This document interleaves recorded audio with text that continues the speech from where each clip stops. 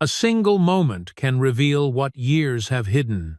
When Alicia James transferred to Whitmore Academy, she carried two things: her grandfather's teachings and a black belt few would ever see.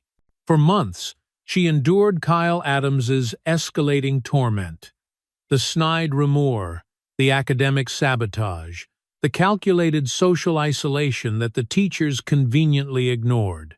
Whitmore's golden boy assumed the quiet black scholarship student would remain an easy target forever. But on that autumn afternoon, as his fingers gripped her collar and phone cameras circled like vultures, something shifted in Alicia's eyes. 3 fluid movements later, the school's untouchable bully lay stunned on the polished floor. And the video that was meant to capture her humiliation instead revealed a truth that would shake Whitmore Academy to its foundations. Just before we get back to it, I'd love to know where you're watching from today. And if you're enjoying these stories, make sure you're subscribed, because tomorrow's special episode is one you definitely don't want to miss. Alicia stepped off the city bus, clutching the worn straps of her patched-up backpack. The morning sun cast long shadows across the pristine campus of Whitmore Academy, its manicured lawns and red brick buildings more reminiscent of a college than a high school.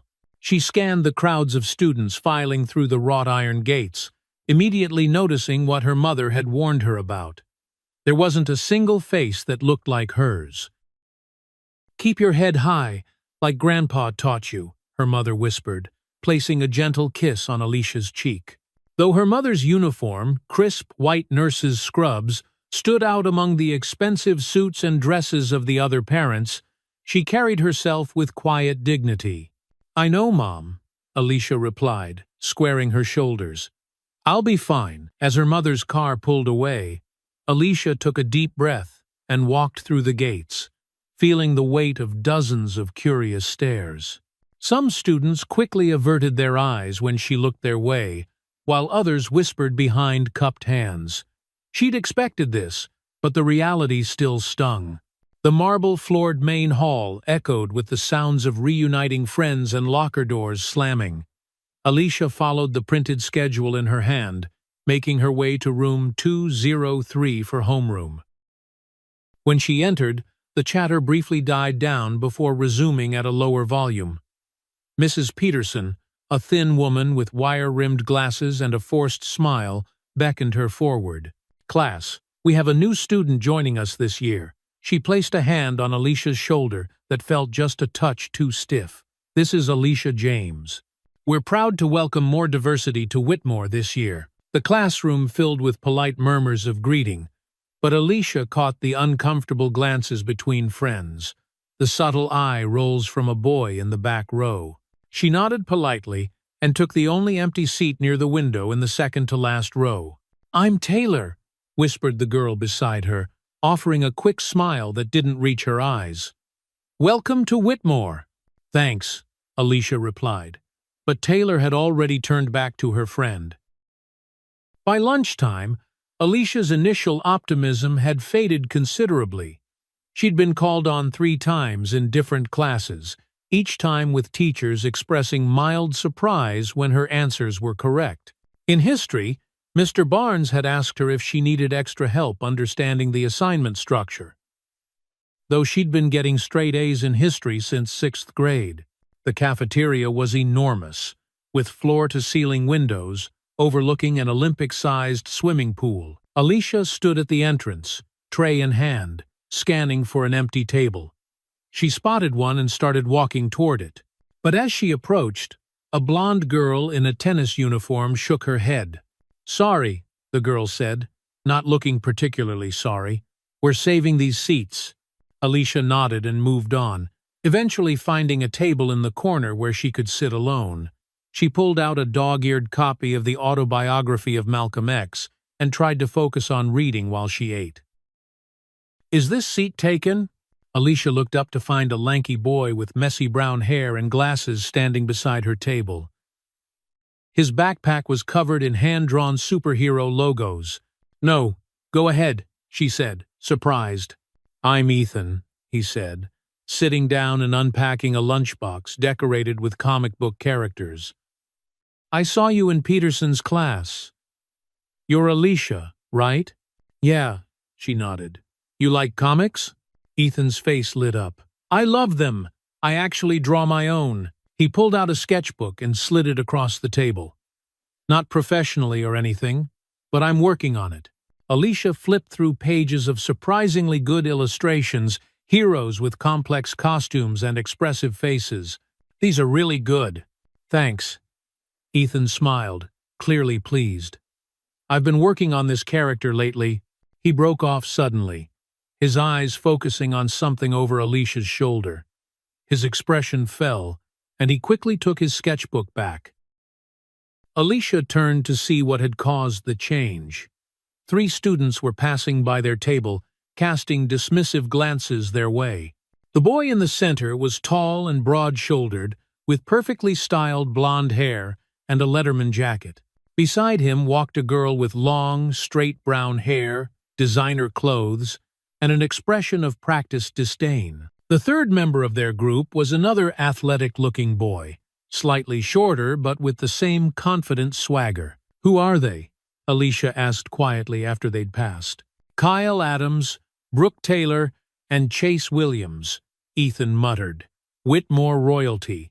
Kyle's dad is on the school board and donates about $1 million a year.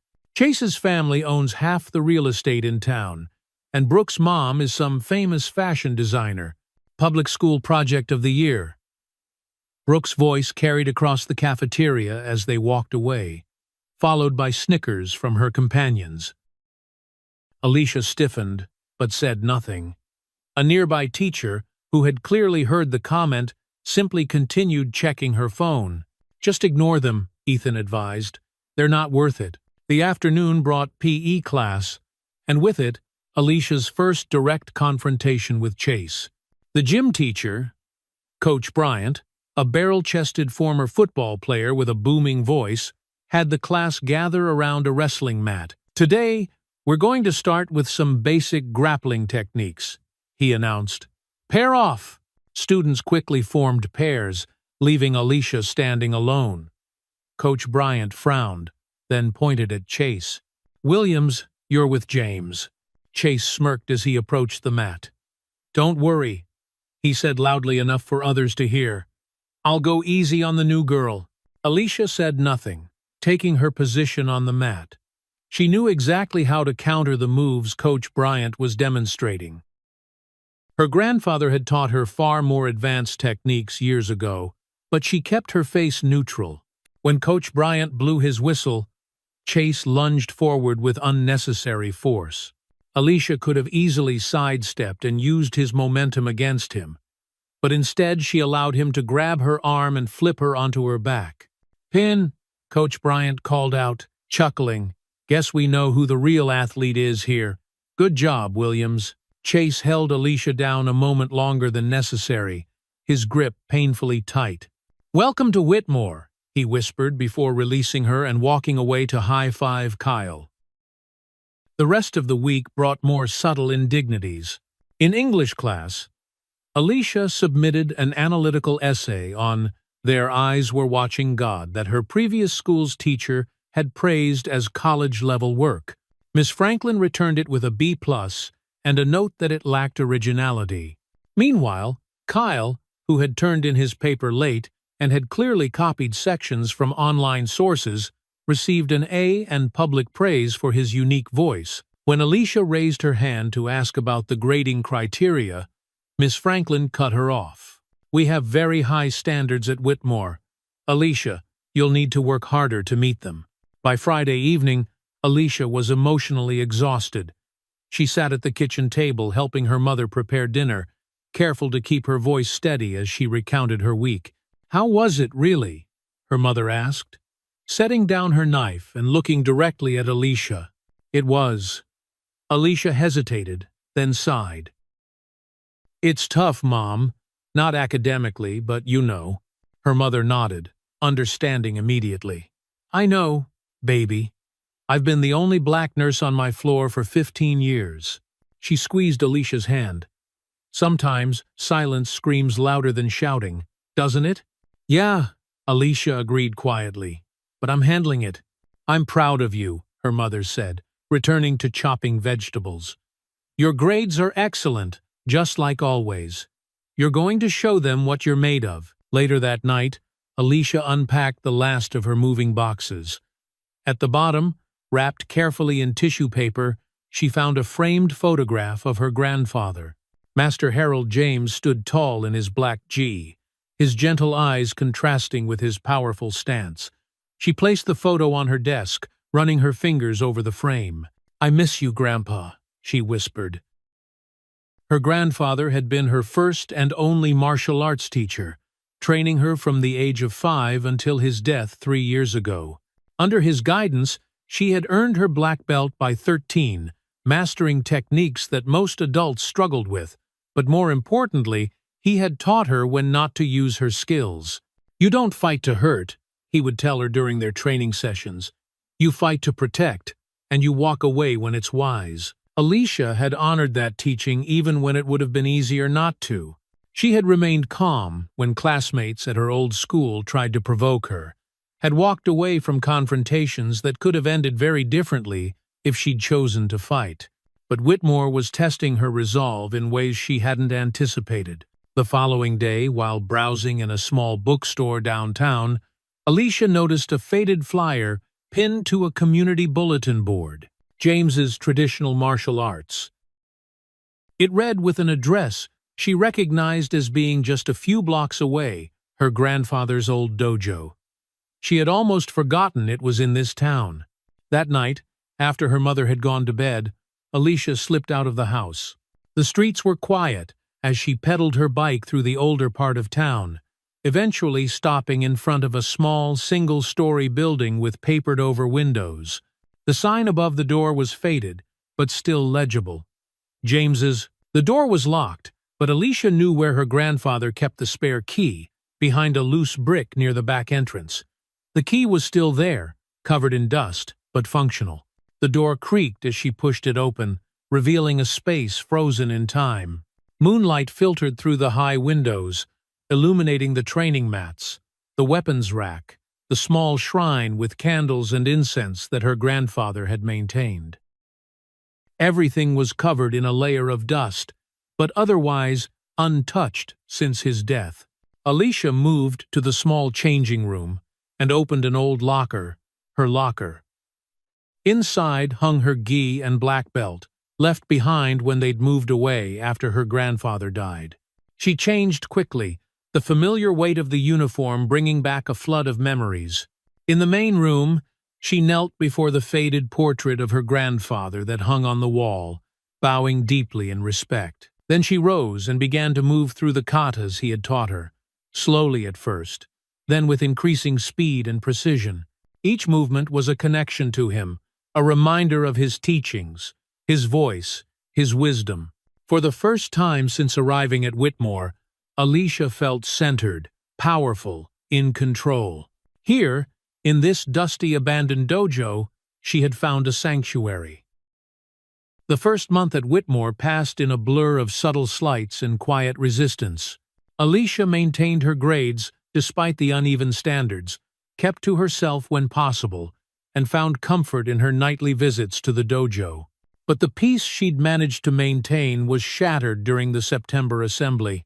The entire student body gathered in the auditorium to hear announcements about upcoming events and recognize academic achievements. Alicia sat near the back beside Ethan, half listening as Principal Archer droned on about maintaining Whitmore's tradition of excellence.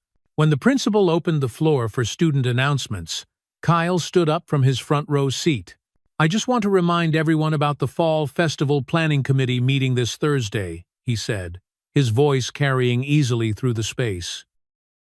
Then, with a glance back toward where Alicia sat, he added, "And please keep your emotions in check during the planning process. We don't need anyone getting scary when they're angry." Laughter rippled through the audience. Alicia felt dozens of eyes turned toward her, the implication of Kyle's joke clear to everyone. She kept her expression neutral, though her hands tightened into fists in her lap. Miss Warren, the vice principal, tapped the microphone. "Thank you, Kyle. Let's keep our announcements relevant, please." But there was no admonishment in her tone, only mild amusement. As the assembly dispersed, Miss Warren caught Elisha by the arm. "A word, please, Elisha." Alicia followed the vice principal to a quiet corner, confused. "I noticed your reaction to Kyle's announcement," Miss Warren said, her voice low. "I understand you might feel targeted, but we can't have disruptive responses in school assemblies." "I didn't say anything," Elisha protested. "It's not always about what you say," Miss Warren replied. "Your body language was confrontational. At Whitmore, we expect students to handle uncomfortable situations with grace."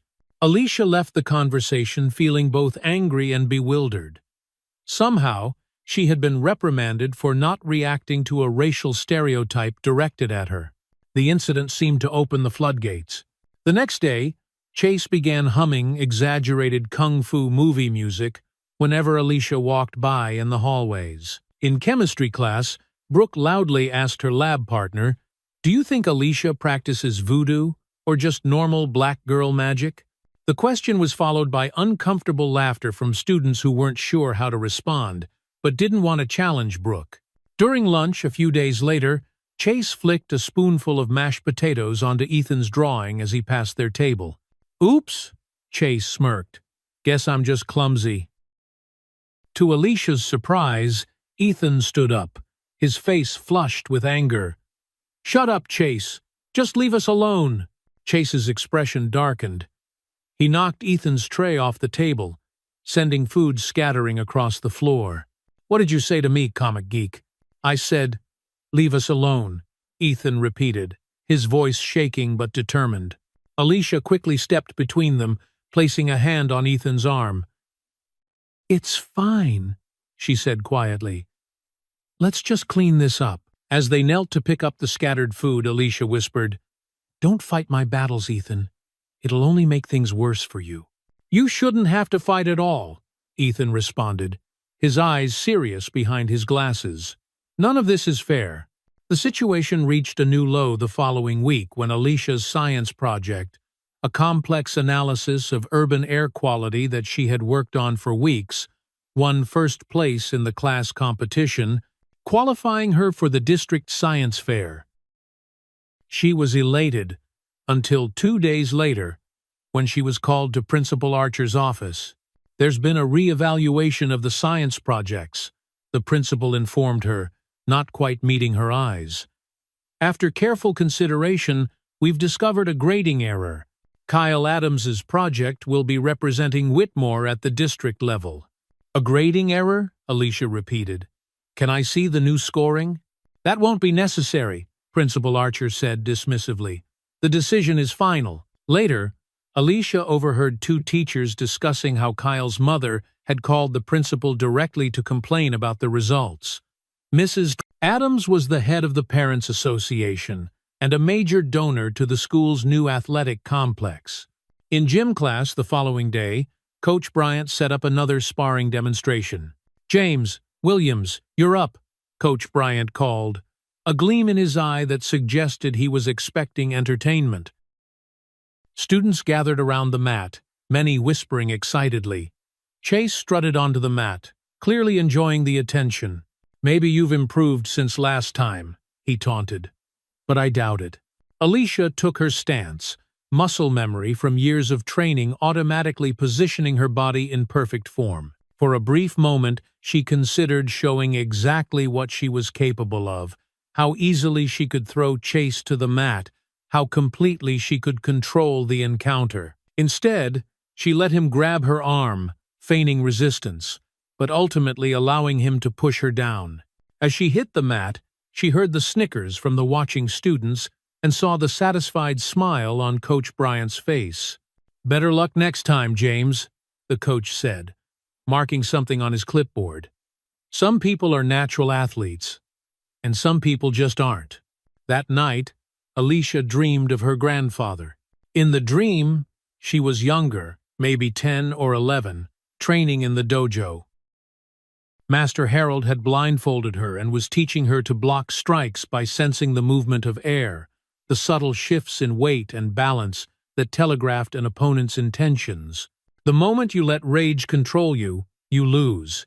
Even if you win, he told her, his voice calm and certain. True power comes from knowing when to strike and when to wait. Alicia woke with tears on her cheeks, missing her grandfather's guidance more than ever. The next morning, she found a folded note tucked into the vents of her locker. Opening it cautiously, she read, "Don't trust the school. They cover for him. I can prove it. SP." She glanced around the hallway, wondering who had left the message. The initials seemed familiar, but she couldn't place them immediately. Later that day, she spotted Sarah Price, a quiet girl who used to sit with Brooke's group, but had recently been conspicuously absent from their table, watching her from across the library. When their eyes met, Sarah quickly looked away, but Alicia caught the meaningful glance. Sarah. SP. It had to be her. Growing increasingly frustrated with the situation, Alicia decided to follow proper channels. She made an appointment with Miss Harrison, the school counselor, hoping to discuss the unfair grading and escalating bullying. Miss Harrison listened to Alicia's concerns with a sympathetic expression, nodding at appropriate intervals. When Alicia finished speaking, the counselor sighed deeply.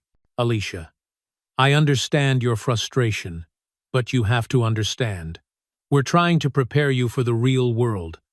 Life isn't always fair, and learning to navigate these situations is part of growing up."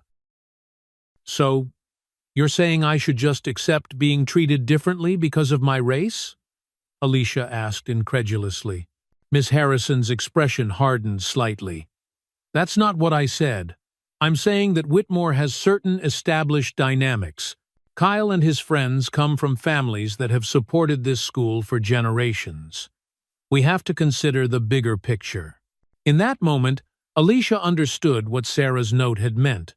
The administration wasn't just passive, they were actively protecting their donors' children, maintaining a system that kept students like Alicia at a disadvantage no matter how hard she worked or how well she performed. That night, Alicia returned to the dojo, her emotions raw and churning. She moved through her katas with angry precision, each strike and block fueled by the day's frustrations. Her movements became faster, more powerful, until she found herself standing before a stack of bricks her grandfather had used for breaking demonstrations. Her hand hovered above the top brick, trembling with the effort of restraint.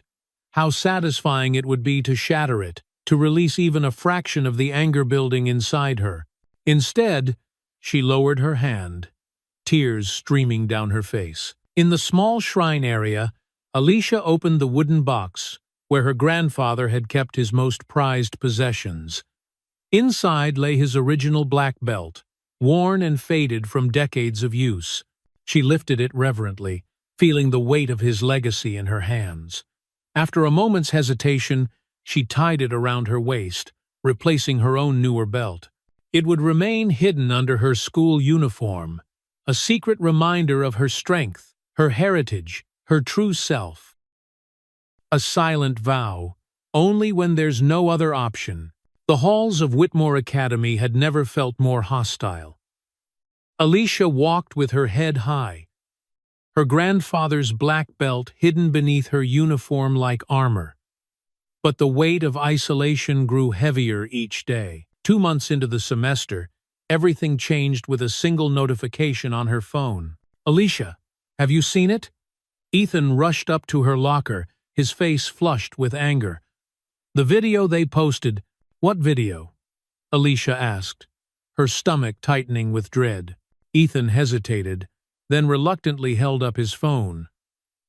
On screen was a compilation of short clips, each showing Alicia in class or hallways. They'd been carefully edited to make her appear aggressive, her face when Chase had knocked into her deliberately, her expression when a teacher had ignored her raised hand. Moments of frustration taken out of context.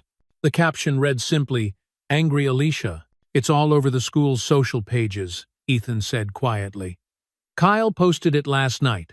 Alicia stared at the screen, her face carefully blank despite the fury building inside her. She'd done everything right, kept her head down, followed the rules, walked away from provocations. Now they had twisted her restraint into something ugly. "Who filmed this?" she asked, her voice steadier than she felt. "Brooke, mostly. She's always on her phone in class." Before Alicia could respond, a voice came over the PA system. "Alicia James, please report to the principal's office immediately." Students in the hallway turned to stare, some smirking, others looking away uncomfortably.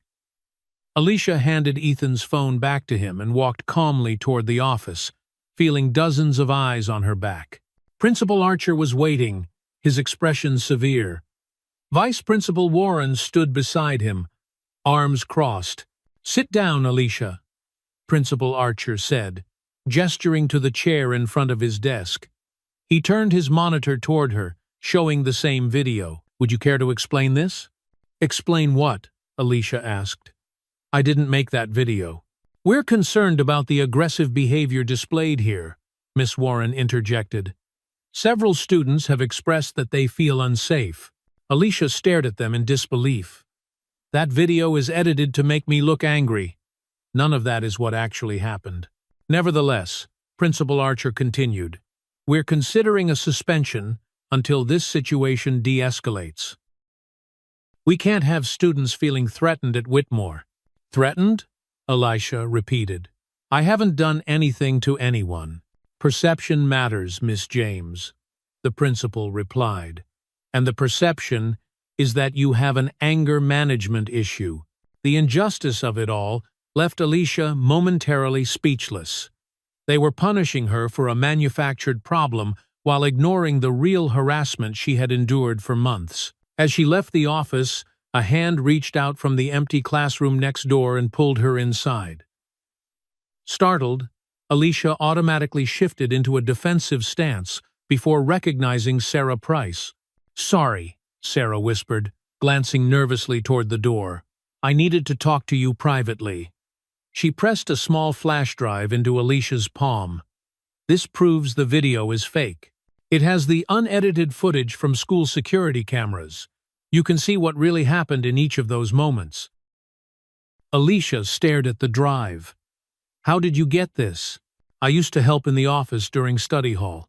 I have access to the security archive." Sarah's eyes darted to the door again. "Use it before they delete everything. Kyle's dad called the school board this morning." "Why are you helping me?" Alicia asked. Sarah hesitated. "Because I know what they're like, what they've done to others." She opened the door a crack, checking the hallway. "I have to go. Be careful who you trust." Skeptical but desperate, Alicia showed the flash drive to Ethan during lunch. They found an empty computer lab and plugged it in. "Look," Ethan pointed at the screen. "This shows the full context of every clip they used." He clicked through several files. "Here's where Chase deliberately knocked into you. And here's where Brooke was mocking you behind your back. They cut all that out. We need to send this to the counselor." Alicia decided they couldn't ignore video evidence. Ethan helped her compose an email to Miss Harrison, attaching the key video files. They sent it from Alicia's school account, then waited for a response. But when Alicia went to the counselor's office the next day, Miss Harrison seemed confused. "What email are you referring to, Alicia? I didn't receive anything from you." "I sent it yesterday," Alicia insisted. "It had video files showing that Kyle's video was edited." Miss Harrison clicked through her inbox, shaking her head. "There's nothing here. Are you sure you sent it to the right address?" When Alicia checked her sent folder later, the email was gone, as if it had never existed. That afternoon, as Alicia was gathering books from her locker, Brooke approached, flanked by two of her friends. For once, Kyle and Chase were nowhere in sight. "Hey, Alicia," Brooke said, her voice unexpectedly friendly. "I just wanted to say I thought your presentation in English was really good yesterday."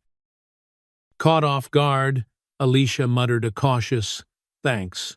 "We're having a study group for the midterm next week," Brooke continued. "You should join us." Before Alicia could respond, Brooke suddenly stepped forward, shoving her hard against the lockers. "Oops, didn't see you there," she said loudly as Alicia stumbled to regain her balance. A group of students nearby laughed, and Alicia noticed several phones pointed their way, recording another setup. "You know what, Brooke?" Alicia said quietly. "I feel sorry for you."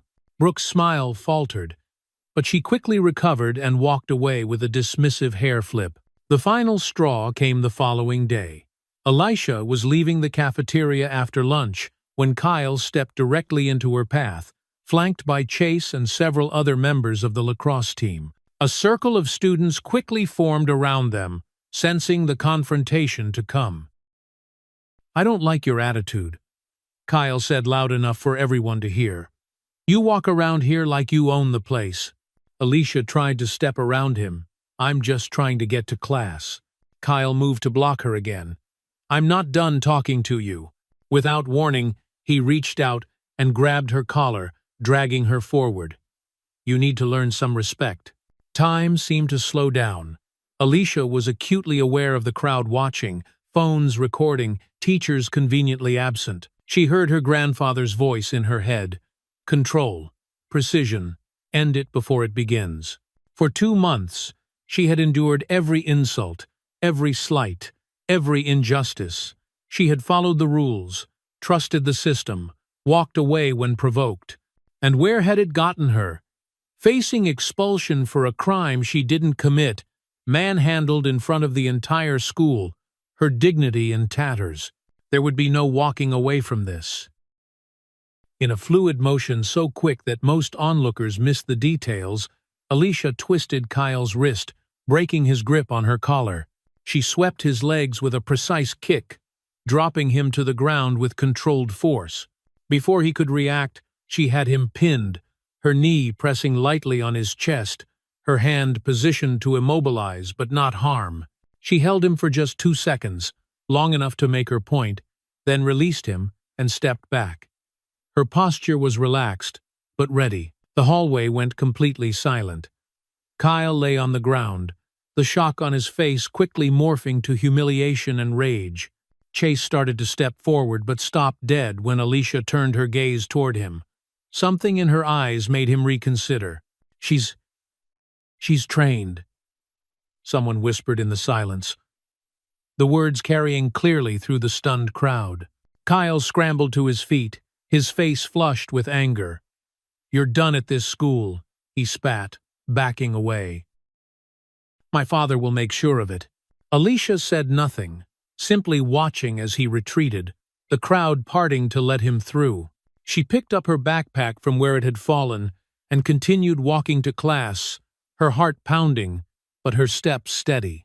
By the time the final bell rang, the video of the takedown was already circulating. Unlike the manufactured Angry Alicia video, this one needed no editing to make its impact. In just 3 moves, Alicia had exposed Kyle's bullying and demonstrated her own skill and restraint. As she walked to the bus stop, her phone buzzed with a text from her mother. "Principal's office, 9 a.m. tomorrow. Formal hearing. What happened?" Alicia sighed, knowing the battle ahead would be the hardest yet. But for the first time in months, she walked with her head truly high, no longer carrying the burden of silent endurance. That evening, her phone lit up with notifications as the video spread beyond Whitmore, picking up views across social media platforms. By midnight, it had been shared by several martial arts pages with captions like, "Private school girl silently ends bully with 3 moves."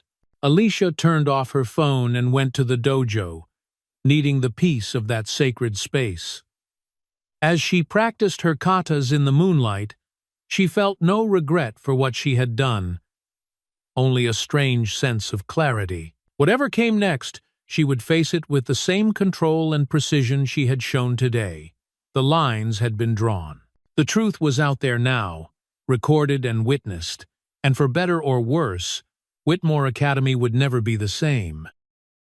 Alicia arrived at Whitmore the next morning to find news vans parked along the street and reporters clustered near the main entrance. Her mother walked beside her, hand protectively on her shoulder, face set in a determined expression.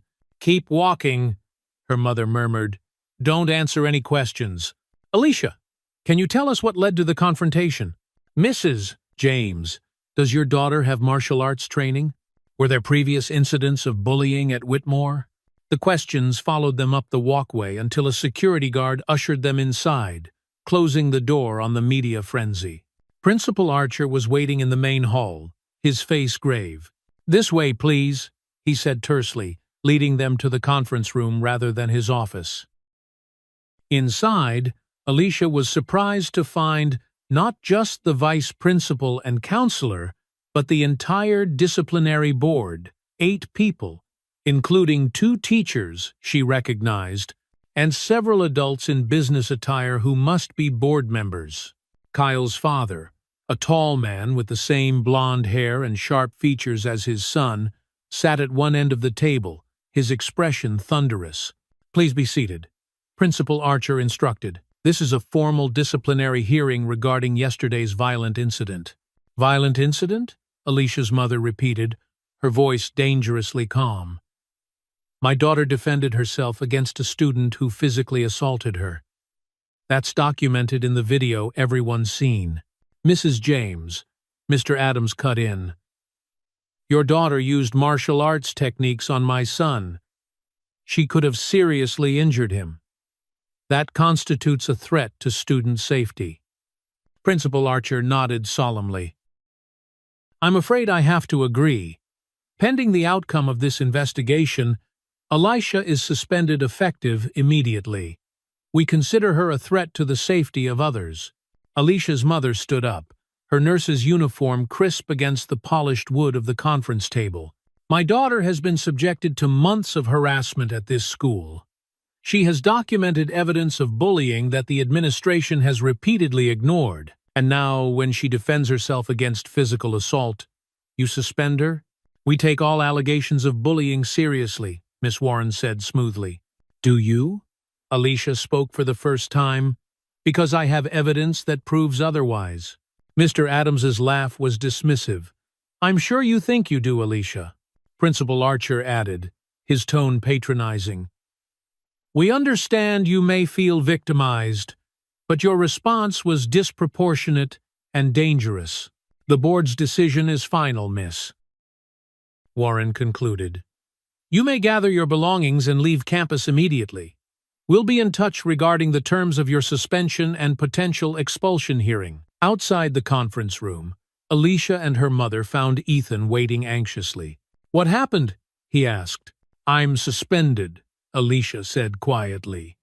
"Pending possible expulsion." Ethan's face fell. "That's not fair. Everyone saw what really happened." "When has fairness ever mattered here?" Alicia replied, too tired to be bitter. As they walked toward Alicia's locker, other students stopped to watch. Some looked sympathetic, others wary, a few openly hostile. The divisions were already forming. "Alicia!" a voice called. Sarah Price hurried toward them, looking nervously over her shoulder. "I heard what happened. I'm so sorry." "Not your fault," Alicia said. "Actually, it kind of is," Sarah admitted. "I should have spoken up sooner." She took a deep breath.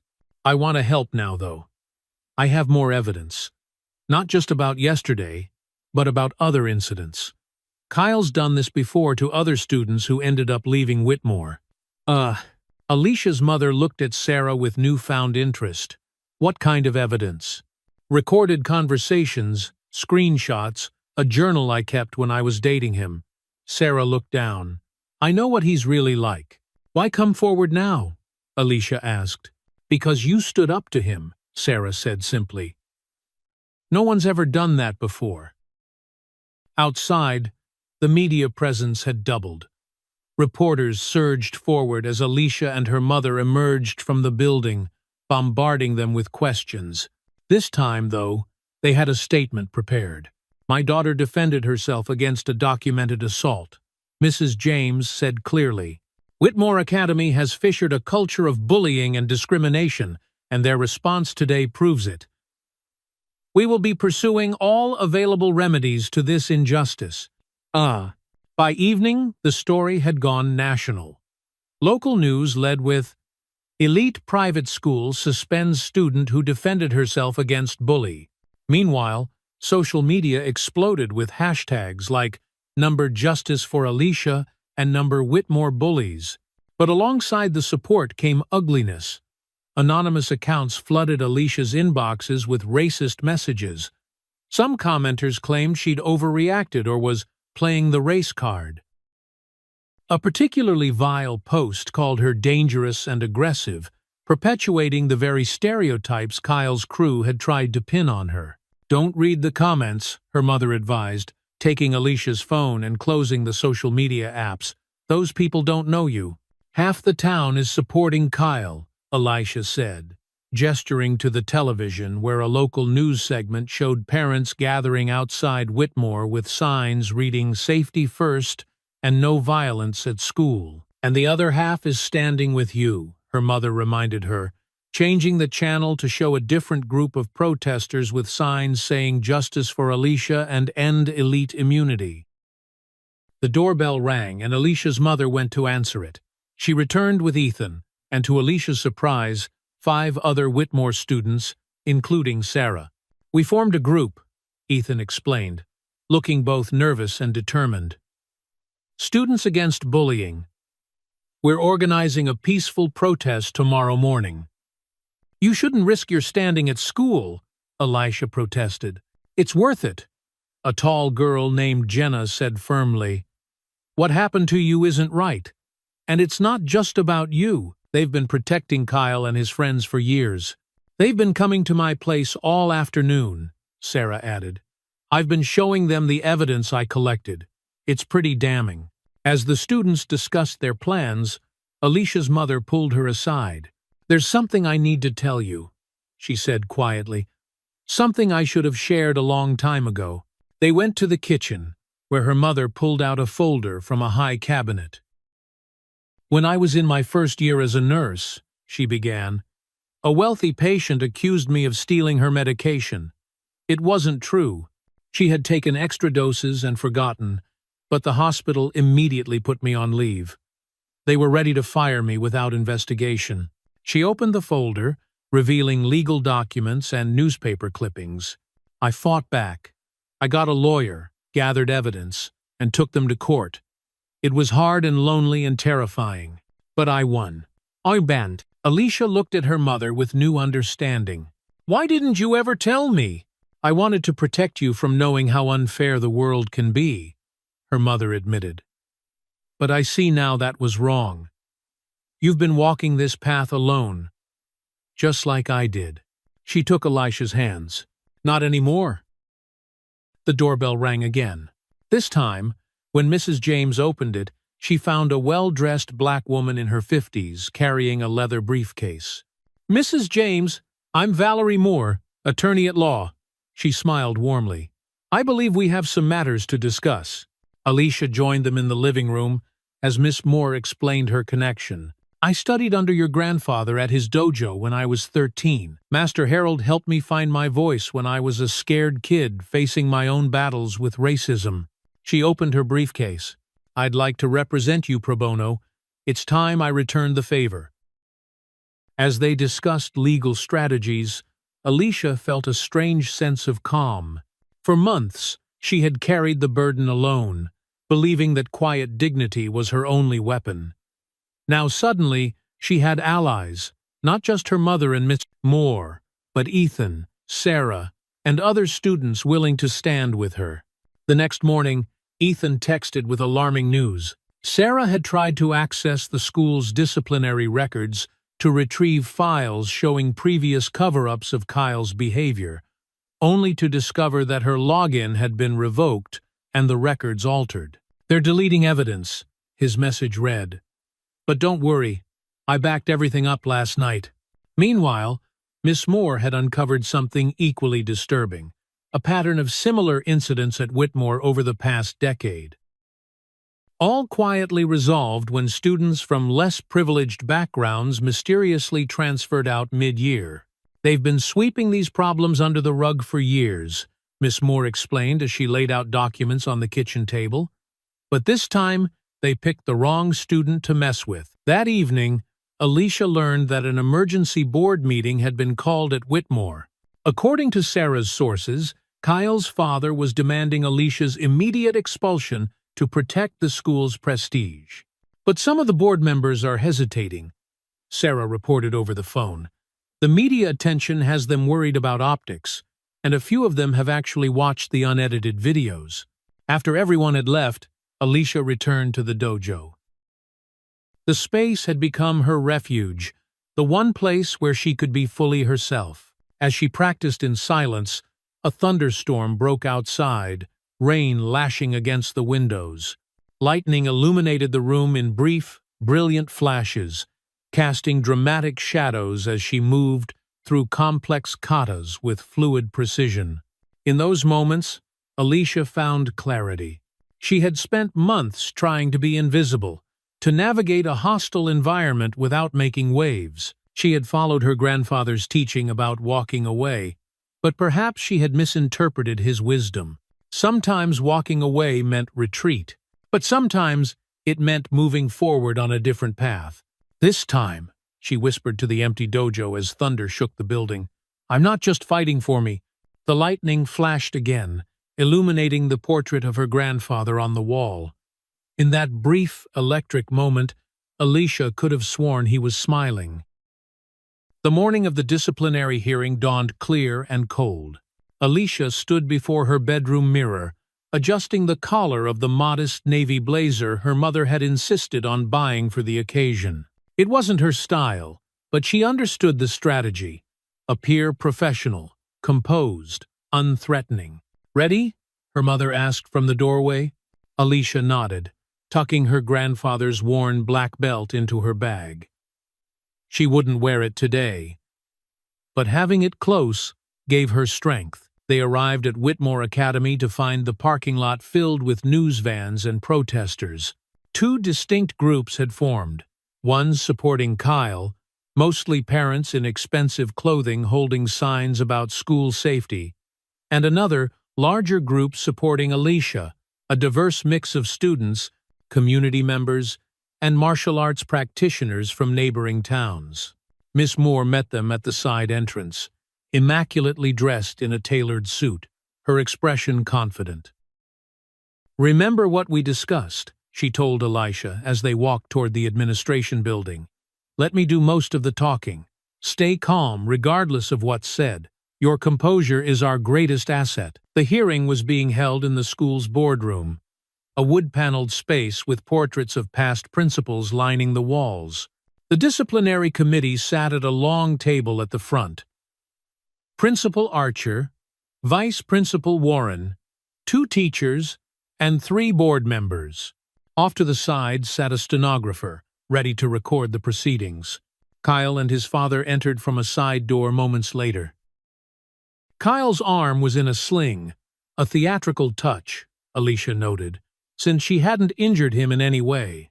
He cast a smug glance in her direction before taking his seat, confident in his family's influence. "This hearing will now come to order," announced Dr. Ross, the head of the school board, a stern-looking woman with silver hair. "We are here to address the physical altercation that occurred between students Kyle Adams and Alicia James. Based on our findings, the board will determine appropriate disciplinary action." Principal Archer spoke first, framing the incident as a violent outburst that endangered student safety. He carefully avoided mentioning what had led up to the confrontation, focusing solely on Alicia's response. When Kyle was called to testify, he played his role perfectly. The injured victim, voice appropriately subdued. "I was just trying to talk to her," he claimed, adjusting his unnecessary sling. "She's been having trouble fitting in, and as senior class president, I felt responsible for helping her adjust." He paused for effect. "Then she just attacked me. No warning. She used some kind of martial arts move. I could have been seriously hurt." His friends backed his story when called. though Alicia noticed how their accounts differed in small but significant ways. Chase claimed Kyle had barely touched her shoulder before she reacted, while another lacrosse team member insisted there had been no physical contact at all before Alicia's supposed attack. Miss Moore made note of each inconsistency, her pen moving steadily across her legal pad. When it was their turn, Miss Moore rose with deliberate calm. "Before my client speaks, I'd like to present some evidence." She approached the table with a flash drive. This contains the complete, unedited security footage of the incident in question.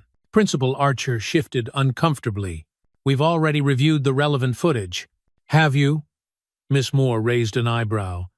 "The complete footage, including the 10 minutes prior to the physical contact. I think the committee would benefit from seeing exactly what transpired." After some reluctant discussion among the board members, they agreed to view the video. The lights dimmed as the footage played on a large screen. Unlike the viral cell phone videos that had captured only the final confrontation, the security camera showed everything. Kyle and his friends following Alicia from the cafeteria, blocking her path multiple times as she tried to walk away, and finally, unmistakably clear, Kyle grabbing her collar and yanking her forward. Only then did Alicia respond with the controlled takedown. When the lights came back on, the room had fallen into an uneasy silence. Even some committee members looked visibly uncomfortable. "As you can see, Miss Moore said into the silence, my client was physically assaulted first. She responded with minimal force to protect herself, then immediately disengaged. This was textbook self-defense." Mr. Adams leaned forward. "My son made a mistake. I admit that. But he didn't use martial arts techniques." The response was disproportionate. "Disproportionate," Miss Moore echoed. "Your son is considerably larger than my client, was backed by several friends, and initiated physical contact by grabbing her clothing. Miss James used precisely the amount of force needed to end the confrontation safely. No one was injured." The board members exchanged glances. This wasn't going as they had expected. "We have another matter to address," Miss Moore continued. "A pattern of harassment directed at Miss James since her arrival at Whitmore, which the administration has systematically ignored." Principal Archer's face hardened. "That's a serious accusation, Miss Moore, which I am prepared to substantiate." She produced a thick folder. "I have documented incidents of racial harassment, academic discrimination, and physical intimidation. I also have evidence that Miss James attempted to report these incidents through proper channels, only to be dismissed or, in some cases, blamed for the problems." The testimony continued for another hour, with Sarah's written statement providing a damning account of the school's pattern of protecting certain students at the expense of others. Though submitted anonymously, her detailed knowledge of specific incidents left little doubt about the truth of her claims. "I've been instructed to keep my identity confidential," her statement concluded, "because I fear retaliation from the school and certain students. But everything I've described can be verified through security footage, email records, and witness accounts, if the board is willing to look." When Brooke Wilson was called to testify, the committee expected another rehearsed account supporting Kyle. Instead, they found a nervous young woman who couldn't maintain eye contact. "Brooke, did you witness the altercation between Kyle and Alicia?" Dr. Ross asked. "Yes," Brooke replied, her voice barely audible. "And can you describe what you saw?"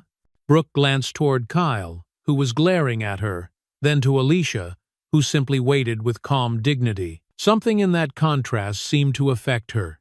Kyle grabbed her. Brooke admitted finally. "He's done it before to other people. We were told to keep things quiet." "Told by whom?" Miss Moore asked sharply. "I can't," Brooke began, then stopped herself. "By Principal Archer and Coach Bryant. They said it would hurt the school's reputation if we talked about these things." The revelation sent a ripple through the room. Principal Archer's face flushed with anger, but before he could speak, Dr. Ross cut in. "Thank you, Brooke. You may step down." Finally, it was Alicia's turn to speak. She approached the table with the same calm control she'd shown throughout the hearing. "My grandfather taught me martial arts from the age of 5, she began. "But the most important lesson he taught me wasn't about fighting. It was about restraint, about using skill to diffuse conflict, not escalate it." She looked directly at the committee members.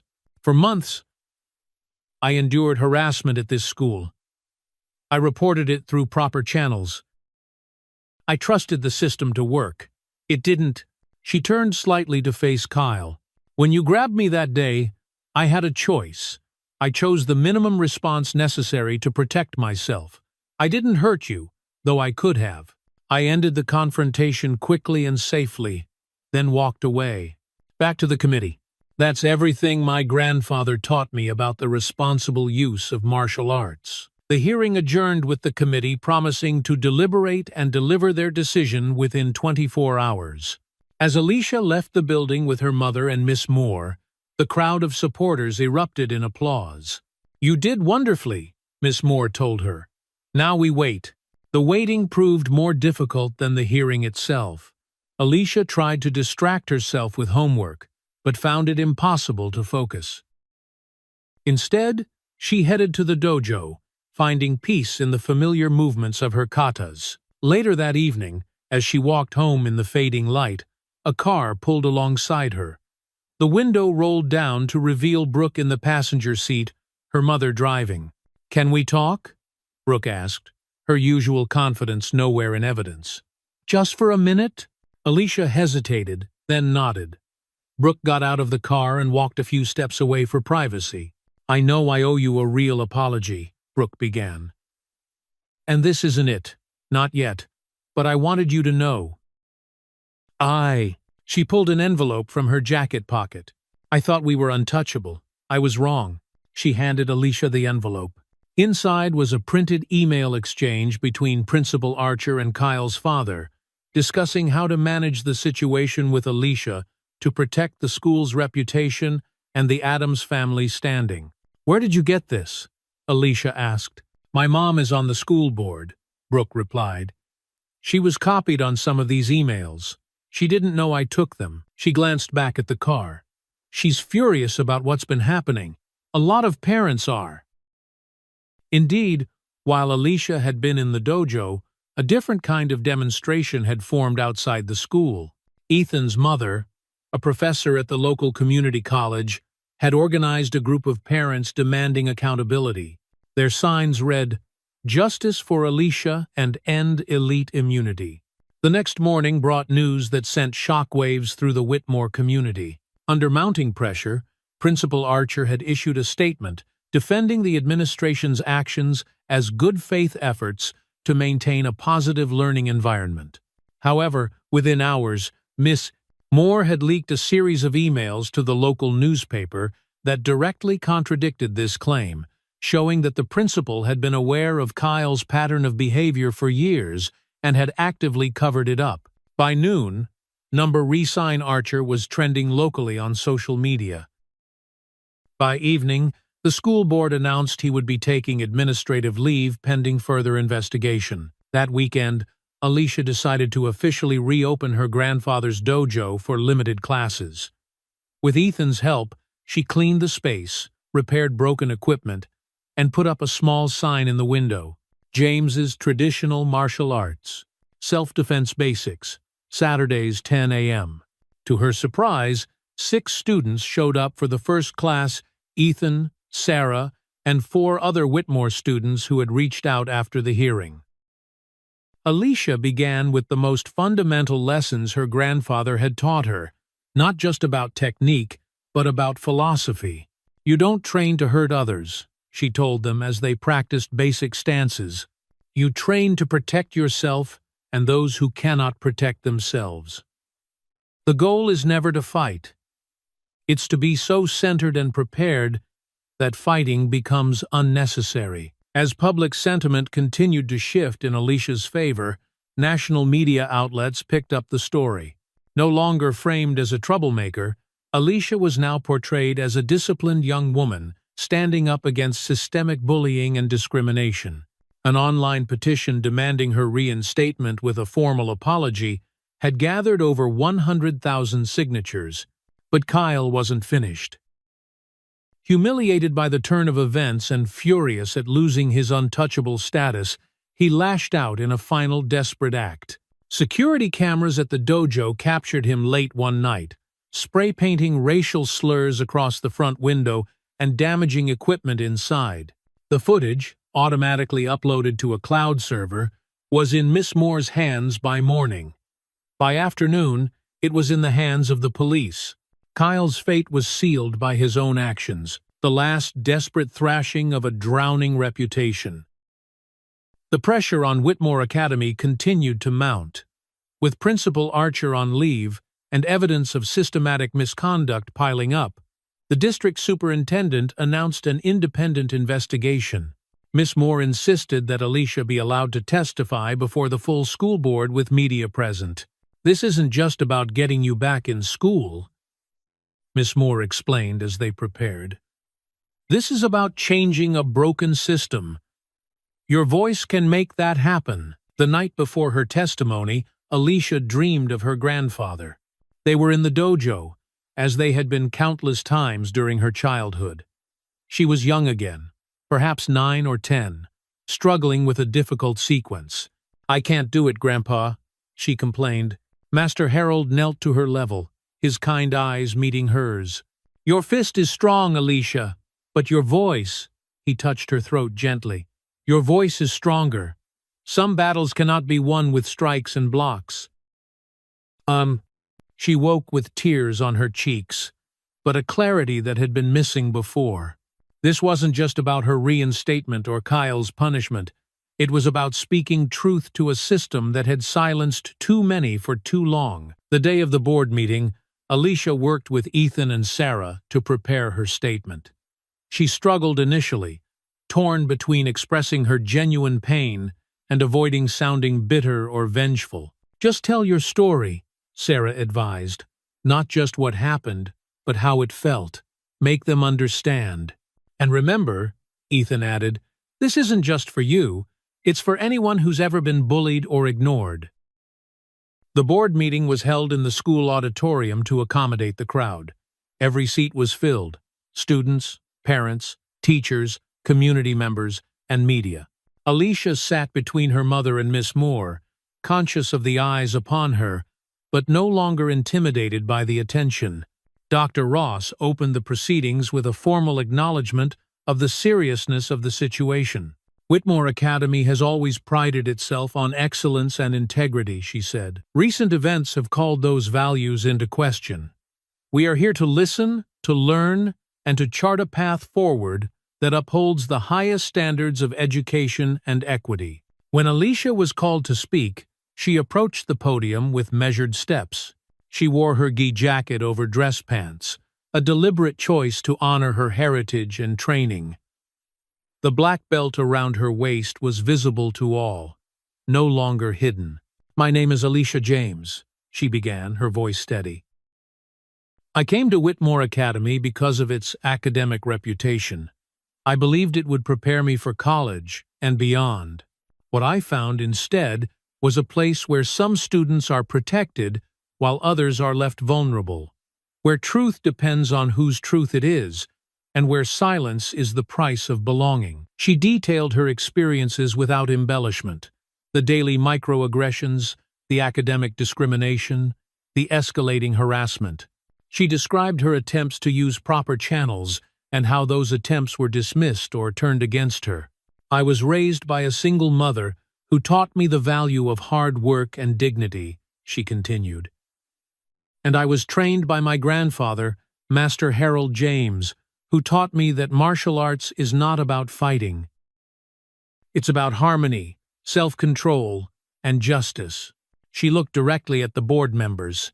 "When Kyle Adams grabbed me that day, I had already endured months of harassment. I had reported it. I had followed your rules. I had trusted your system. None of that protected me. So, I protected myself, using exactly the amount of force necessary to end the confrontation safely." Her voice grew stronger. "The problem at Whitmore isn't that I defended myself. The problem is that I shouldn't have had to.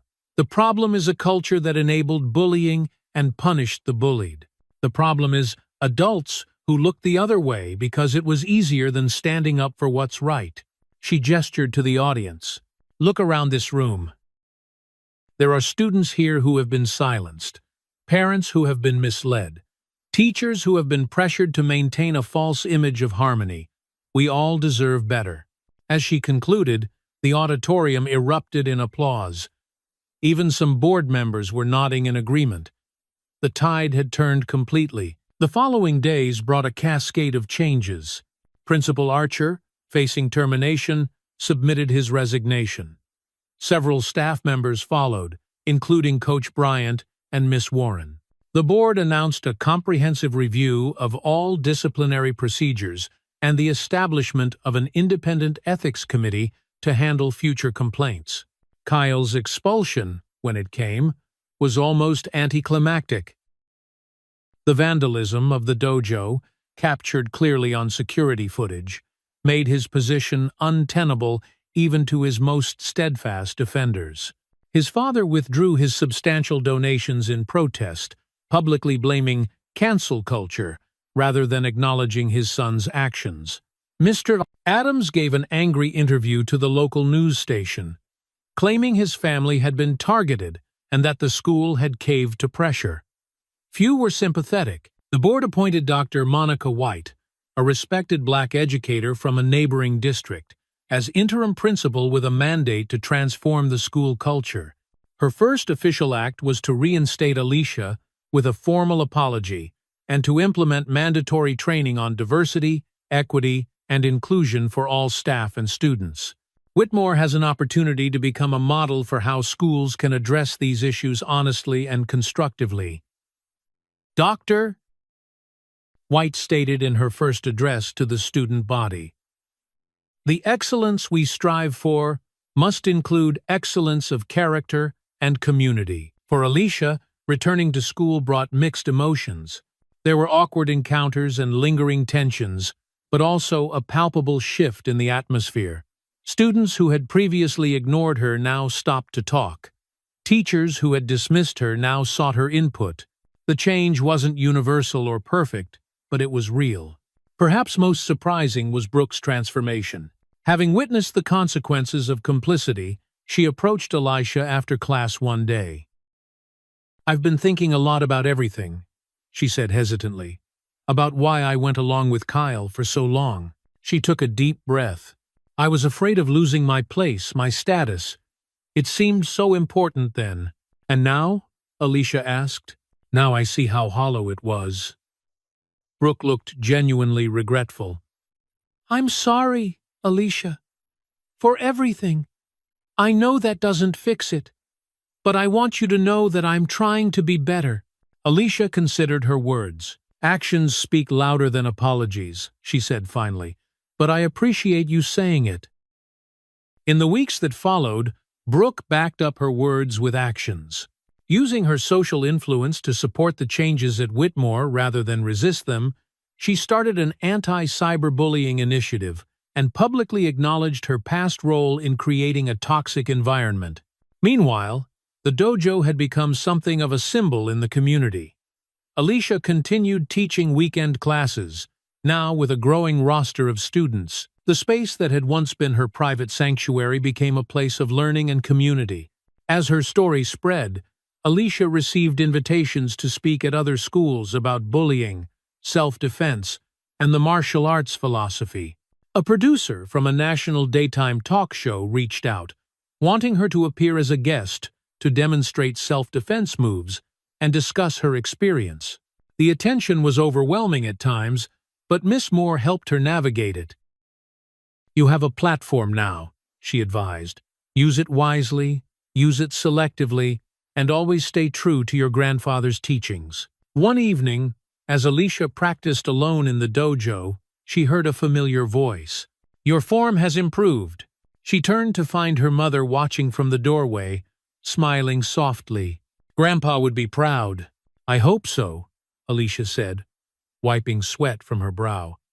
Sometimes I wonder if this is what he meant, using martial arts to change things, not just to defend myself." End quote.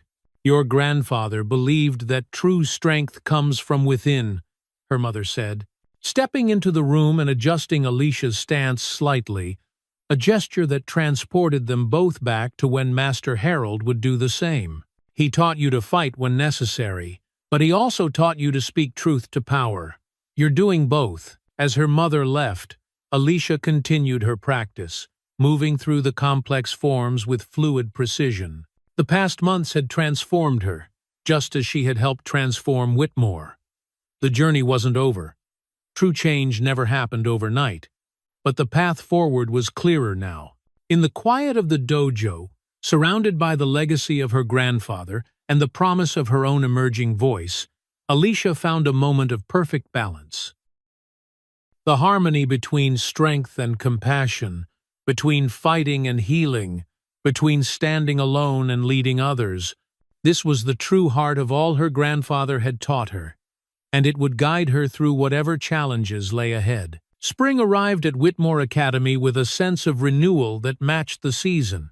3 months had passed since the board meeting, and while the memory of those events remained vivid, the raw emotions had begun to soften. For Alicia, the journey now turned inward, toward healing the wounds that lay beneath the surface. It began with a gentle suggestion from her mother. "I think you might benefit from talking to someone," she said one evening as they washed dishes together. "Someone professional?" Alicia bristled initially. "I'm fine, Mom. Everything worked out." Her mother dried a plate slowly, choosing her words with care. "Being strong doesn't mean handling everything alone. That's something I had to learn the hard way." The next day, a business card appeared on Alicia's desk. Dr. Lauren Fisher, a therapist specializing in trauma and racial identity. Alicia tucked it into her journal, not quite ready to make the call, but not rejecting the idea either. A week later, after waking from a vivid dream where she was fighting shadowy opponents who kept multiplying no matter how many she defeated, she finally dialed the number. Dr. Fisher's office was warm and inviting, with plants in every corner and art from around the world adorning the walls. The therapist herself, a middle-aged black woman with kind eyes and a direct manner, put Alicia at ease almost immediately. "So," Dr. Fisher said after they'd exchanged pleasantries, "tell me, what brings you here today?" Alicia had prepared a concise summary of recent events, the bullying, the confrontation, the hearing, but what emerged instead was a flood of emotions she hadn't allowed herself to feel. Anger at the injustice, grief over her grandfather's absence when she needed his guidance most, shame at having finally lost control, fear that she might have disappointed him. "I should have handled it better," she concluded, wiping away unexpected tears. "I should have found another way." "Should you?" Dr. Fisher asked simply. "Or is that what others expected of you?" That question lingered as they began weekly sessions. Alicia gradually unpacked the weight she had carried, not just from recent months, but from years of navigating spaces where she was the only black person, always feeling the pressure to be twice as good while appearing half as threatening. "You've been carrying so much," Dr. Fisher observed during their third session. "Where do you put it all down?" The answer came unexpectedly. The dojo. With community support and a small grant from a local foundation, Alicia had fully restored her grandfather's space. Fresh paint covered the walls, new mats lined the floor, and on weekends, the sound of students training filled the once-empty rooms. Alicia began offering free classes specifically for kids who had experienced bullying. Many came with hunched shoulders and downcast eyes, postures she recognized all too well. Through basic techniques and confidence-building exercises, she watched them gradually stand taller, speak louder, move with greater assurance. "My grandfather always said that martial arts isn't about making yourself powerful," she told them. "It's about recognizing the power you already have."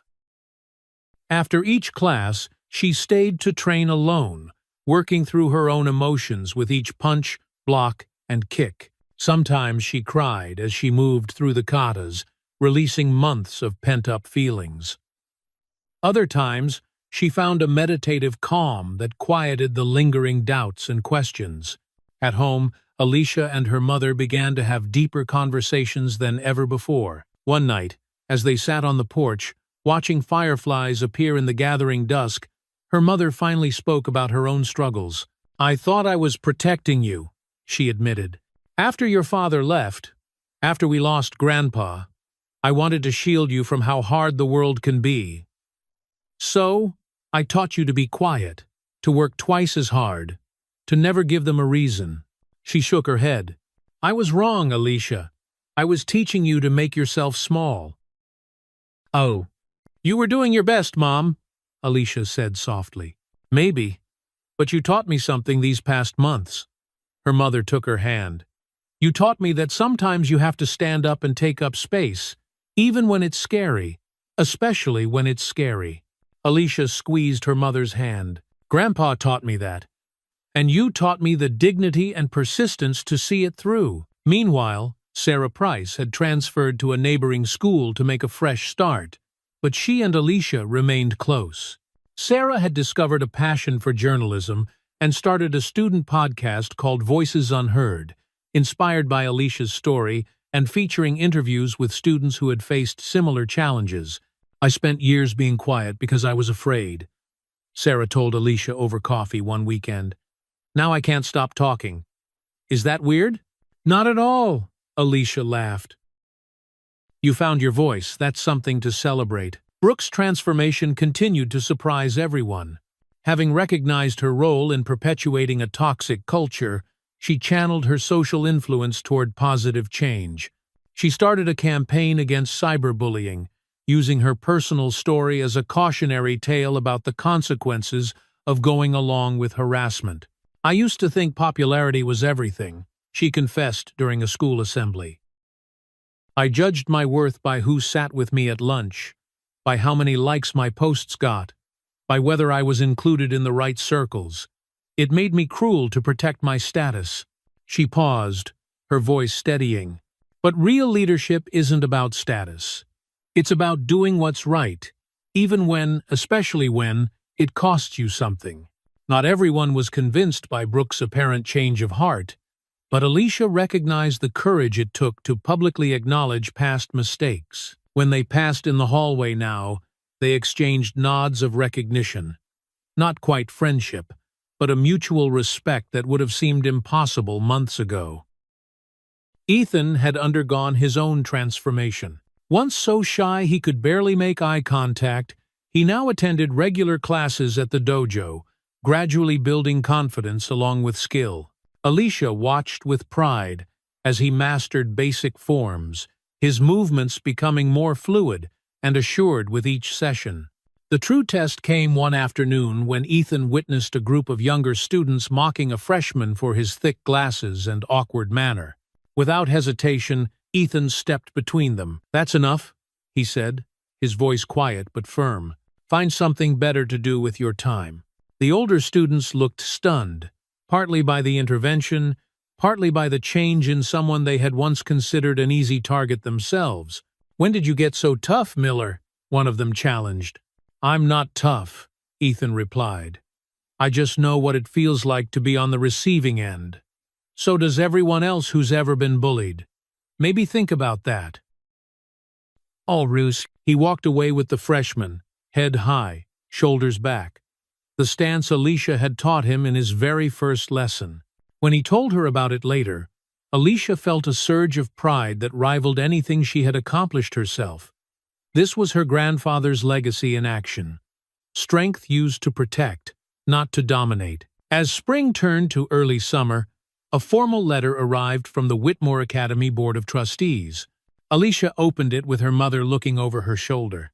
"Dear Miss James, following a comprehensive review of the events leading to your suspension, the Board of Trustees formally acknowledges that Whitmore Academy failed in its duty to provide you with a safe and equitable educational environment.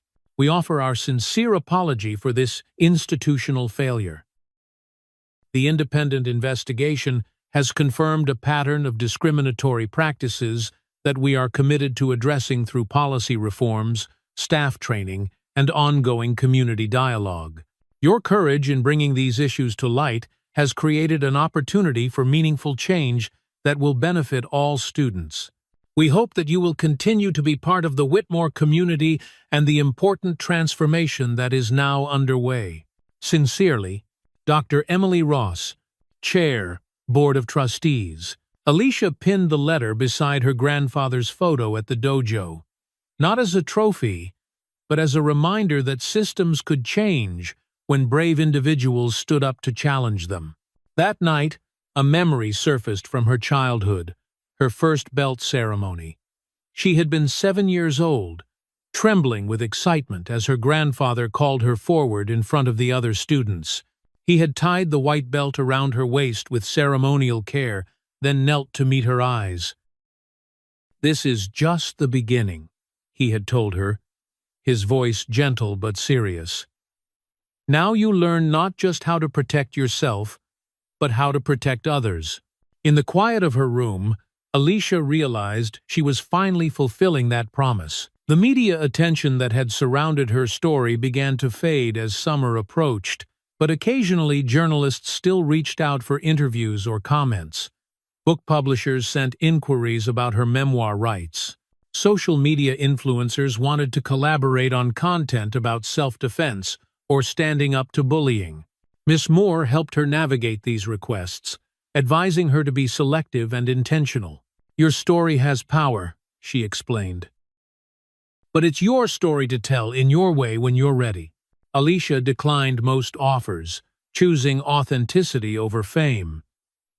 When she did speak publicly, she focused on systemic change rather than personal drama, on healing rather than reliving trauma. As the school year drew to a close, Alicia found herself walking through Whitmore's halls and realizing something had fundamentally shifted. There were no whispers as she passed, no uncomfortable stares, no pointed jokes just loud enough for her to hear.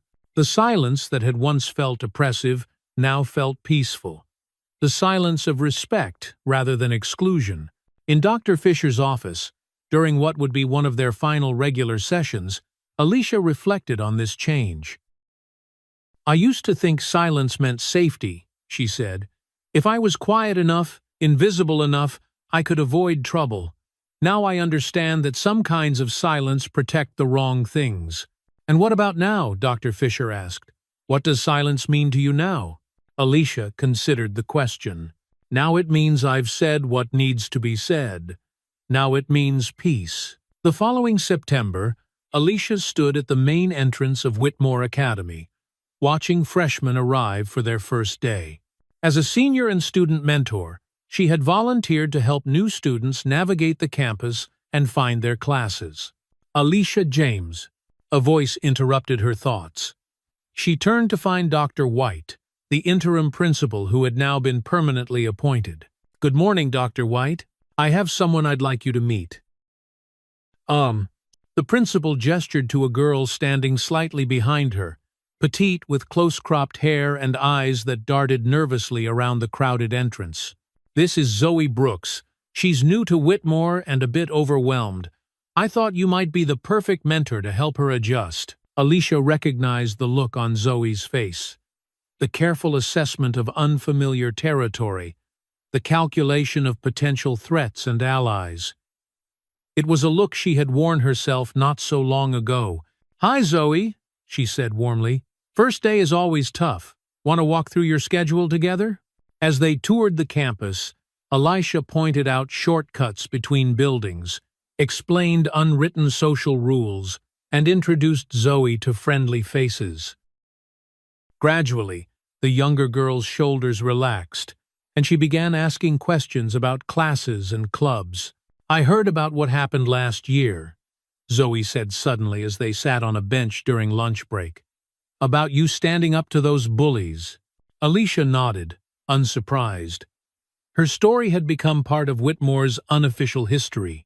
"That's why I wanted to come here," Zoe continued. "My last school, it wasn't good. I thought maybe here would be different. It is different, Elisha assured her.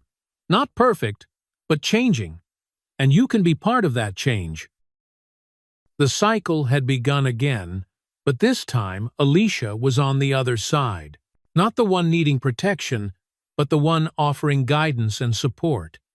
There was a rightness to it that felt like completing a circle her grandfather had begun drawing long ago.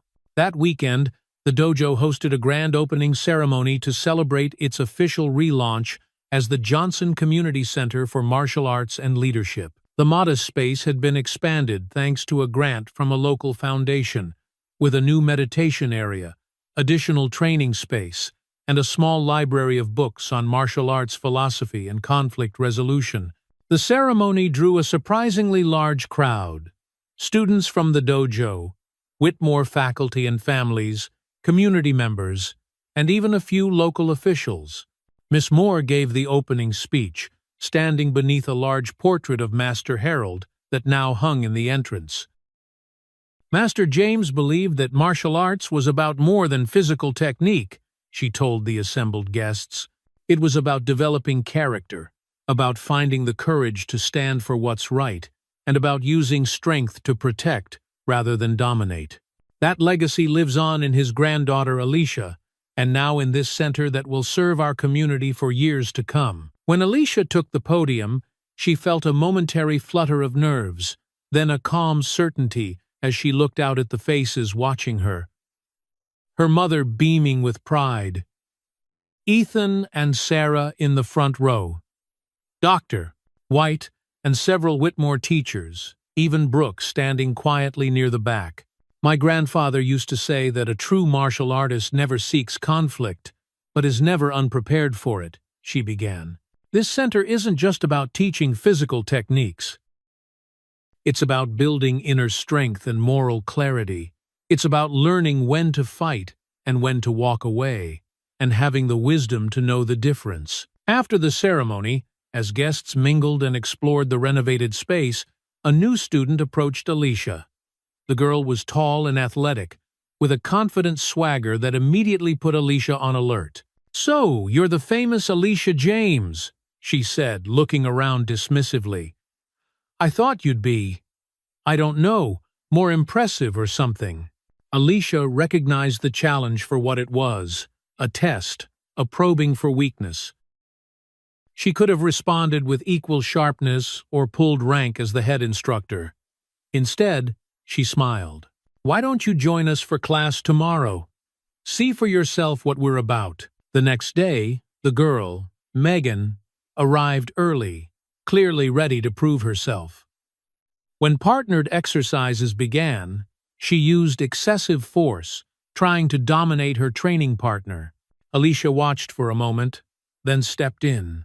"Let me show you something," she said, taking the partner's place. "Attack me however you want."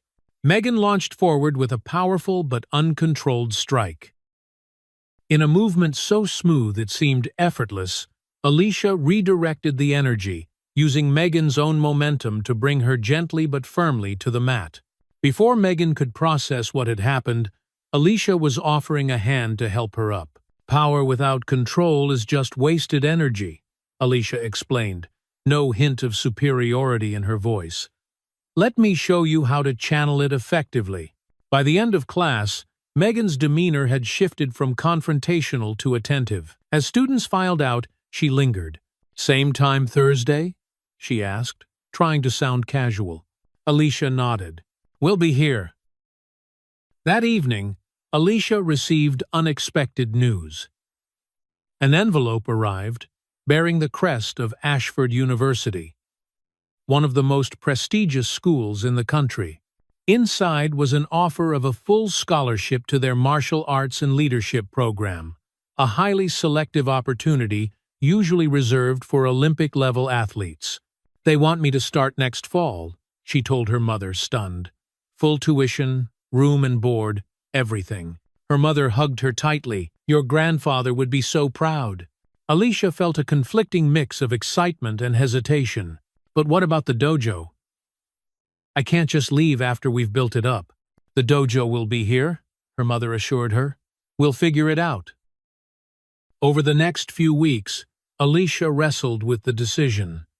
The opportunity was extraordinary, but the thought of leaving the community she had helped build weighed heavily on her. She sought advice from Miss Moore, from Dr. Fisher, from her mother, all of whom encouraged her to accept. It was Ethan who finally helped her see the bigger picture. He had been working on a special project for weeks, and one day after class, he presented her with a carefully wrapped package. "I made this for you," he said shyly. Inside was a framed drawing, beautifully rendered in Ethan's distinctive style. It showed Alicia in a superhero-inspired costume, standing tall and confident. Below the image was a simple caption, "The Silent Storm." "This is how I see you," Ethan explained. "Not just as a martial artist or a teacher, but as someone who changed things, someone who made a difference." He adjusted his glasses nervously. "I heard about Ashford. You should go." "Oh, but what about everything we've built here?" Alicia asked. "It doesn't end just because you go to college," Ethan said with unexpected wisdom. "What you started will keep going. That's how legacy works." His words echoed in her mind as she made her decision. The following week, she accepted Ashford's offer, with plans to start the following fall. As her senior year progressed, Alicia worked to ensure the dojo would thrive in her absence. She trained 2 advanced students to help teach classes, established a scholarship fund for students who couldn't afford fees, and created detailed curriculum guides based on her grandfather's teachings. During a school assembly in late spring, Brooke surprised everyone by taking the stage to make an announcement.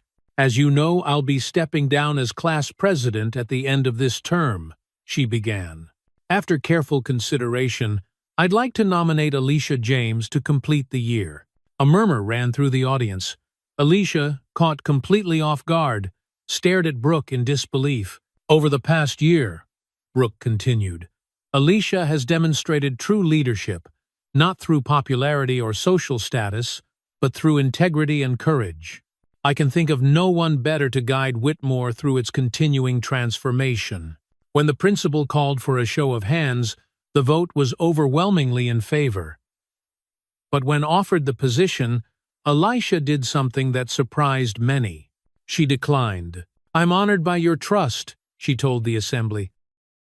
"But leadership takes many forms, and I believe I can serve Whitmore best by continuing the work I'm already doing.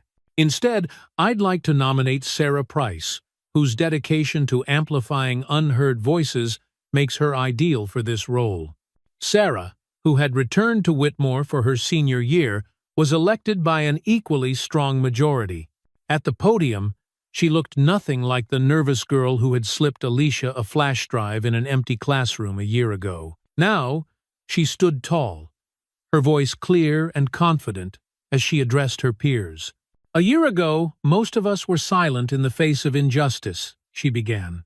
"Some because we were afraid, some because we didn't know what to say, some because we benefited from the status quo. I was silent for all those reasons, and that silence enabled harm." She looked directly at Alicia. "But I learned that courage isn't the absence of fear. It's the decision to act even when you're terrified. It's choosing to speak when silence would be easier. It's standing up when everyone else is sitting down." In the final weeks of the school year, Alicia spent more time at the dojo, savoring the space that had been her sanctuary and her strength. One evening, after all the students had left, she practiced one last complete kata, the most advanced form her grandfather had taught her. As she moved through the complex sequence of strikes, blocks, and stances, she felt a profound connection not just to her grandfather, but to generations of practitioners who had passed down these movements through centuries. The sunlight streamed through the high windows, bathing her in golden light as she completed the final movement and bowed deeply to the portrait of Master Harold. "Thank you," she whispered. The following week brought graduation, quote, and the bittersweet awareness that one chapter was ending as another began. Alicia watched as students of all ages filed into the dojo for the last class she would teach before leaving for college. Ethan was there, now a purple belt and occasional assistant instructor. Zoe had joined after Alicia's mentorship helped her find her confidence. Even Megan, once so confrontational, now helped newer students with patient attention. As Alicia led them through warm-up exercises, she saw the legacy her grandfather had begun now living in each of them. The discipline, the respect, the quiet confidence, the moral clarity. They moved in unison, a community bound by shared values rather than social status or background. Later, as dusk fell and she locked the dojo for the night, Alicia remembered her grandfather's words from so long ago. You don't fight to prove something, you fight to protect. And when the world finally listens, you speak softly, but with power. She had lived those words through the hardest year of her life. She had discovered her own voice, not loud or angry, but clear and resolute. She had learned when to fight and when to speak, when to stand firm and when to extend a hand. Most importantly, she had helped others find their strength. As she walked home through the quiet streets, Alicia felt a deep sense of completion. The journey that had begun with isolation and fear had transformed into connection and purpose. Whatever challenges awaited at Ashford and beyond, she would face them with the same disciplined strength and moral clarity that had carried her through Whitmore. The silent storm had passed, leaving a changed landscape in its wake. And in that change, hope for something better had taken root and begun to grow. The summer air carried a softness that hinted at endings and beginnings all at once. Alicia James stood at her bedroom window, the late light of July painting the horizon in hues of gold and lavender. On her desk lay the letter from Ashford University, still open, its crest shimmering faintly in the dim light. She traced the embossed seal with her fingertips, not for the first time, as though touching it might make the reality sink deeper into her bones. Tomorrow, she would leave Whitmore. Her bags sat neatly by the door, packed with the essentials of a new life. Tucked carefully inside was her grandfather's black belt, folded with reverence, its frayed edges carrying decades of discipline, wisdom, and love. For months, it had been her hidden armor. Now it would accompany her into a new chapter. A reminder that strength was never about domination, but about balance. She turned as her mother stepped into the room, carrying 2 mugs of tea. "Couldn't sleep?" her mother asked gently. Alicia smiled faintly. "Didn't even try." They sat together on the edge of the bed, sipping in silence for a long moment. The rhythm of their breathing seemed to sink, as though both understood that words might break the fragile peace of this moment. Finally, her mother reached for Alicia's hand. "You've done more than survive this year," she said softly. "You've changed things, for yourself, for this school, for this community, and you're going to keep changing things." Alicia squeezed her mother's hand, grateful. But deep inside, a tide of conflicting emotions rose.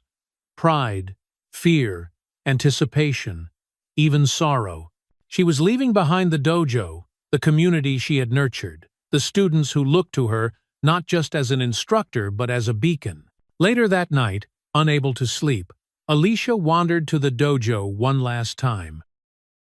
The key turned smoothly in the lock, and the familiar creak of the wooden door greeted her like an old friend. Inside, the mats gleamed from careful cleaning. The air smelled faintly of sandalwood and sweat, and the portrait of her grandfather watched over the room with steady eyes. She lit a single candle and bowed deeply before the shrine. Then she moved through her final kata in the space, slow, deliberate, each strike and block infused with memory. She remembered her first lesson, clumsy and uncertain. She remembered the humiliation, the anger, the tears of the past year. She remembered the faces of her students, Ethan, Zoe, Megan, each of them transformed in their own ways.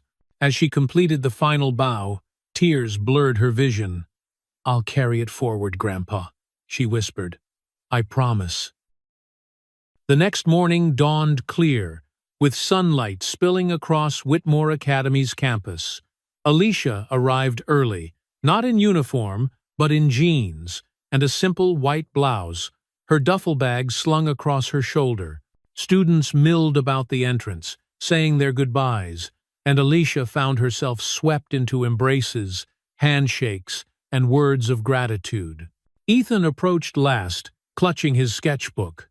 His purple belt peeked out proudly from under his hoodie. "I know you don't like gifts," he said awkwardly, "but I couldn't let you go without this." He handed her the sketchbook, its cover worn from weeks of use. Inside, page after page was filled with drawings, Alicia sparring, teaching, laughing, even moments she hadn't realized anyone had noticed.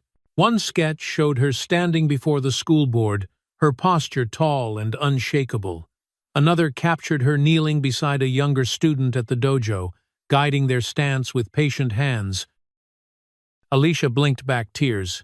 "Ethan, this is beautiful." He shrugged, embarrassed.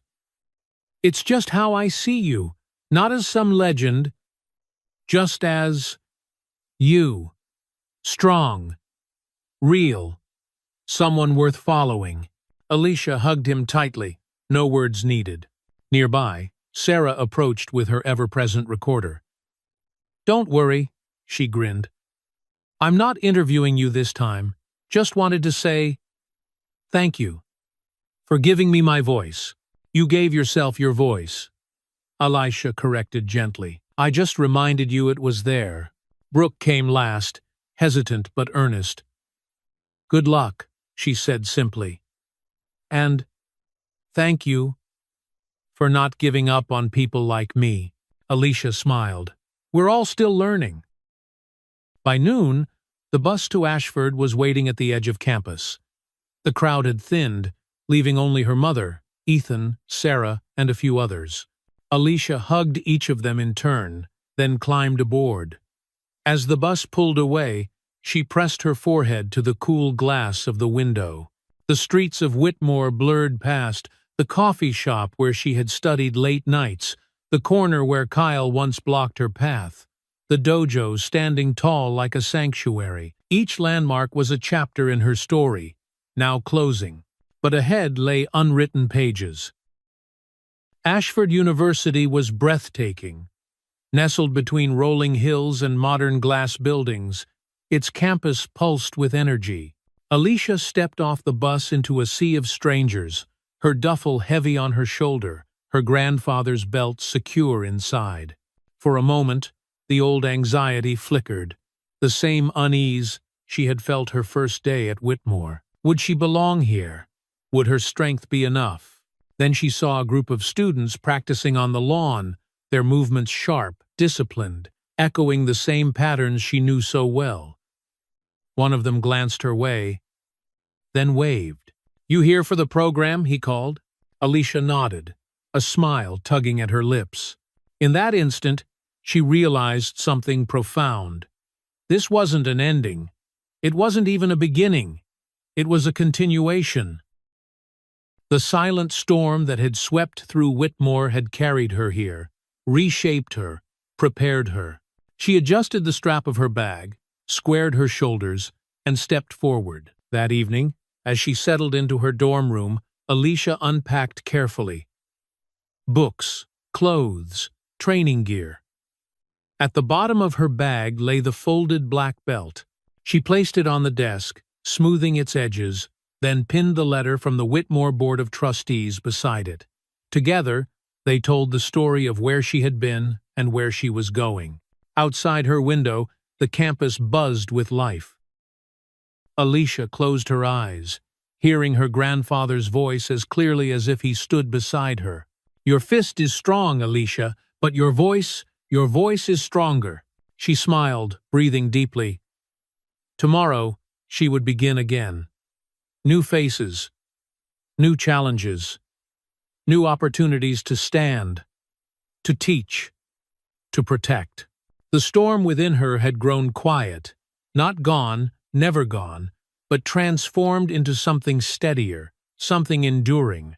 Not silence of fear, silence of strength, and in that silence, the horizon stretched wide and waiting. Stories end, but the truths they reveal live far beyond the final page. Alicia James's journey was never only about a black belt or a school that tried to silence her. It was about what happens when quiet dignity collides with injustice, about how the choice to stand, even when your knees shake, can ripple outward and remake a community. Whitmore Academy thought they were teaching her lessons about fitting in, about knowing her place. Instead, Alicia became the teacher. She taught her classmates that silence in the face of cruelty isn't neutrality, it's complicity. She taught administrators that protecting privilege while ignoring pain corrodes every institution, no matter how prestigious its walls appear. And she reminded all of us that strength is not measured by how loudly we strike, but by how wisely we choose to act. Think about it. How many young people walk the halls of their schools right now, carrying stories like Alicia's? How many endure the whispers, the isolation, the subtle dismissals from adults who should protect them? How many carry hidden strength, waiting for the moment when they can no longer stay silent? Bullying is not just about one cruel shove in a hallway or a taunt whispered in class. It is about systems, families, schools, communities that look away because facing the truth is inconvenient. And racism, discrimination, and exclusion don't always announce themselves with shouting. Often they lurk in the quiet. A teacher who ignores a raised hand, a counselor who excuses injustice as preparation for the real world, a principal who protects donors instead of children. Alicia's story shines a light into those quiet places. It shows us that silence can be heavy, heavy enough to crush spirits, to convince bright young minds that their worth is conditional. But it also shows that silence can transform. When Alicia finally acted, it was not in rage, but in clarity. She embodied the truth her grandfather whispered, that true power lies not in domination, but in restraint, in knowing when to wait and when to rise. That is the legacy she leaves with us. And now the question is yours. What will you do with it? Maybe you are a student who sees injustice and wonders if your voice matters. Maybe you are a teacher, a parent, or simply a witness who fears rocking the boat. Or maybe, like Alicia once did, you believe that keeping your head down is the safest way to survive. But ask yourself, what kind of world grows from that silence? Every comment shared, every story spoken aloud, every stand taken, no matter how small, chips away at the culture that says cruelty is normal and power excuses harm. Alicia's journey is not just hers.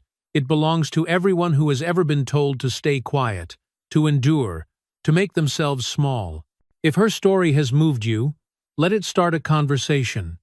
Share your thoughts below, not just with me, but with this community. Your perspective could be the spark that encourages someone else to step forward. And if you believe more voices like Alicia's deserve to be heard, join us at Raw Black Stories. Every new subscriber strengthens this platform's ability to amplify hidden courage and unspoken truths. Because at the end of the day, stories like Alicia's are not entertainment alone. They are mirrors, they are warnings, and they are beacons, reminding us that the silent storm inside each of us can, when unleashed with purpose, reshape the world. So I leave you with this.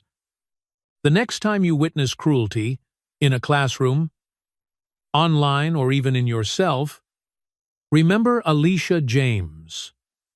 Remember her grandfather's words. And remember that silence can wound, but it can also heal. It can hide injustice, or it can make space for a new voice to rise. Which silence will you choose?